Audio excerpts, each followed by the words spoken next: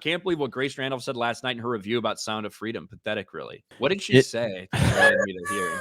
Dude, it's bad. It's bad. It's so bad. I want to play it. We should play it, dude. It's phenomenal. It's the worst take I've ever heard on YouTube. Plug your ears. This is the single worst take I have ever seen on YouTube. And even still, like, Grace doesn't respond to shit. Like, she pinned a comment where somebody's trying to defend her in the comments. Like, you guys didn't listen to what Grace had to say. Oh, it's so bad. All right. There's like 8 minutes of this, so if we don't have to listen to the whole thing. Speaking of relationships in Hollywood, Angel Studios doesn't really have any, but they sure have a lot of fans, enough to move the needle. The Chosen is their crown jewel, an ongoing crowd-funded series that over the past few years has played some episodes in theaters. We've talked about them because they've done quite well. In fact, The Chosen is so successful that just recently, the CW acquired the first 3 seasons, the rights to air them on that network in the United States, which is that was a huge deal for Angel Studios and that show. Now, how about The Sound of Freedom? Well, this movie was not produced by Angel Studios. Disney, after it acquired Fox, it decided to shelve this film, which I think is helping the narrative of Sound of Freedom, because a lot of people who are interested in Sound of Freedom are against Disney right now. So they're like, oh, why'd they shelve it, man? So I don't think that's necessarily wrong, but I also don't think a lot of people knew that until they didn't until it started. Yes, until it got momentum. But the movie is successful because of the message in the movie and how authentic it is to the story. It has nothing to do with the anti-Disney rhetoric at all. Talk about this. So the director brought it to Angel Studios because he recognized there was a lot of crossover appeal in the film and the people who made the movie and people who enjoy the work of Angel Studios. And sure enough, Angel Studios passed the buck on to their biggest crowdfunders. They have some kind of think tank of the biggest contributors to their studio, which are viewers, because again, it's all crowdfunded. And they asked them and they said, what do you guys think? Should we release this? And they were strongly encouraged by their crowdfunders to do so. But, just because someone is a supporter of your company doesn't mean they understand good business moves. And I think it was a mistake for Angel Studios to release this film because Angel Studios was doing so well. So let me tell you why. So the film has been endorsed by Mel Gibson. Somebody inaccurately said it was his movie. He just backed it up. And the reason is because it stars his Jesus, Jim Caviezel. So that connection was there. And Jim Caviezel, for those of you who might not be aware, has come out in favor of several right-wing conspiracies. Let's say it that way. So many of you over the past couple of days have been like, why aren't you covering Sound of Freedom? Why isn't Sound of Freedom getting more coverage in the press overall? And it's very conspiracy theory-like. It's not complicated. It's because of its relationship to right-wing conspiracies. That's the whole reason that it isn't getting any traction. Sound of Freedom is uncomfortably close to several right-wing conspiracies and the associated groups. And the movie has been politicized by the far right, not only with accusatory statements of, oh, this isn't why it's getting coverage because it's some kind of conspiracy theory. Just people don't want to be anywhere near that.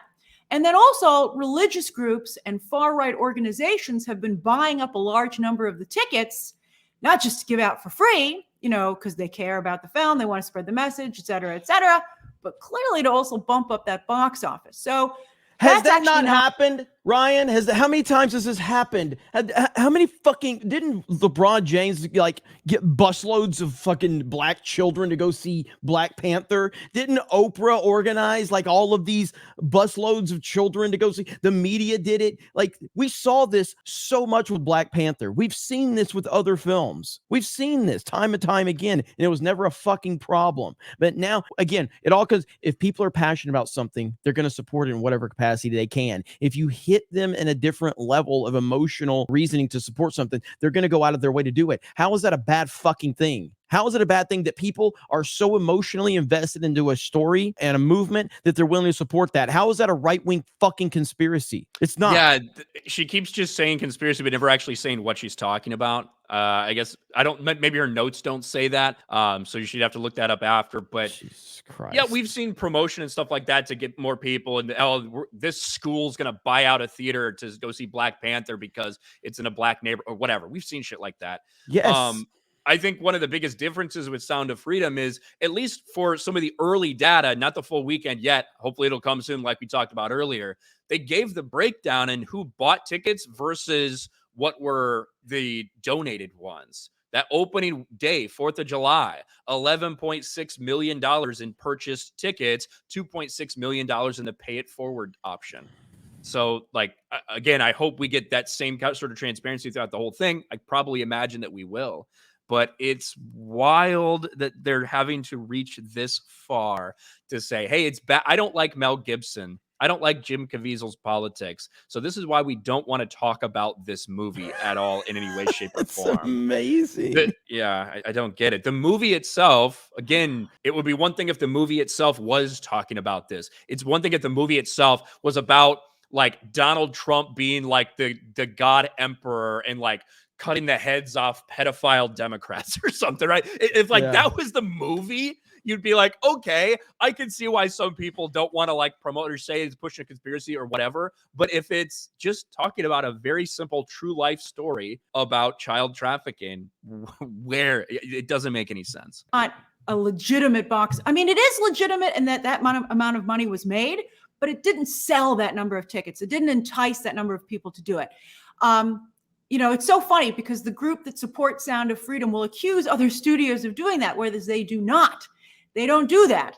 But here, that was actually what was done. So I will say this. If you're like the allegation that, oh, you know, Captain Marvel only actually made $400 million, then Disney bought out $600 million in tickets or whatever. Like if that's like what she's talking about, then I kind of like get that. But that's also not exactly what's happening here. You have other people that are donating. Yes. Not the company itself. So that's not great. I mean, 40.2 million is an impressive amount of money. And that's since it's only number 3 this weekend, but it opened on July 4th and it did very well, particularly on that opening day. So no matter where that money came from, the exhibitors are happy to take it. They don't care how many people are actually in the theater. They just care about the amount of money that was, you know, the money that they get because of the tickets sold. And as you can see, that also has an effect on the box office. You know, that number, because of the way it was handled, I mean, people did go see the movie, but you know, I think that box office number is also, I would say that's a mix of ticket sales and also donations. Yeah, that's exactly what it is.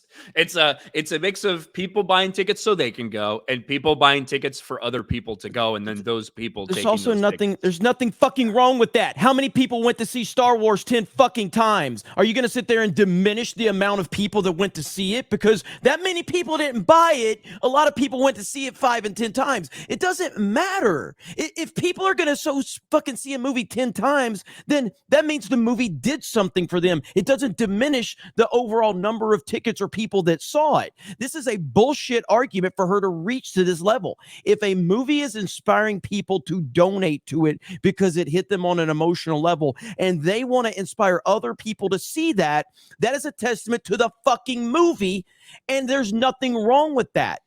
You can do this with any fucking film you want. You can do this with anything. How many people went to see the fucking Avengers as many times as they went and saw it?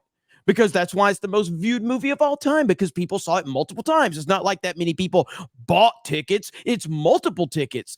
It doesn't matter. It doesn't diminish what it accomplished. This is bullshit. Well, I think there's some sort of implication that, oh, well, people are just donating to it, but people aren't actually going. That's not the case.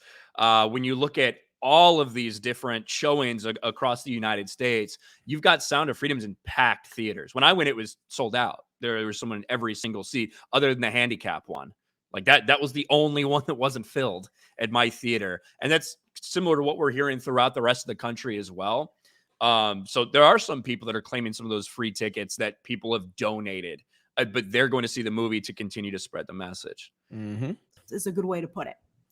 Now, we've discussed many times now, particularly in the last year or so, that conservative content is becoming quite popular, driven not just by white audiences, but also by a number of Latinos.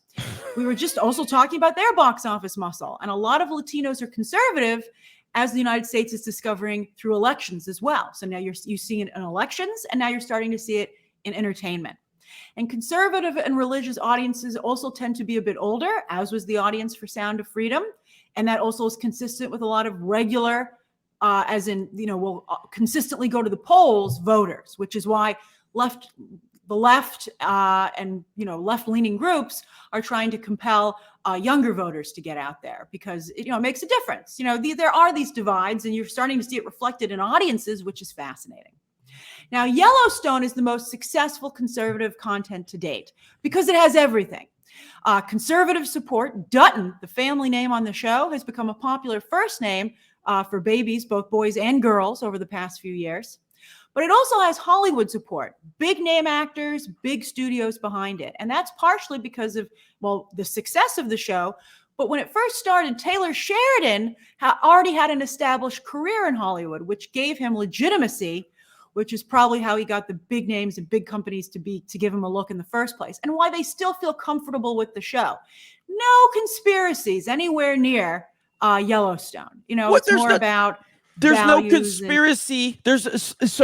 What's the conspiracy with Sound of Freedom? An actor attached to it, or an actor that you don't like praised it, therefore that makes the movie a conspiracy? This is such a fucking retarded take, dude. There's no conspiracy. She spent 8 minutes on a film to talk about how it's not important. Good God. We don't have to keep going because we're closing in on it. But there's 5 or 6 more minutes of this shit, and I reacted to all of it during Cobra Cast. Holy shit, man! That video is ratioed.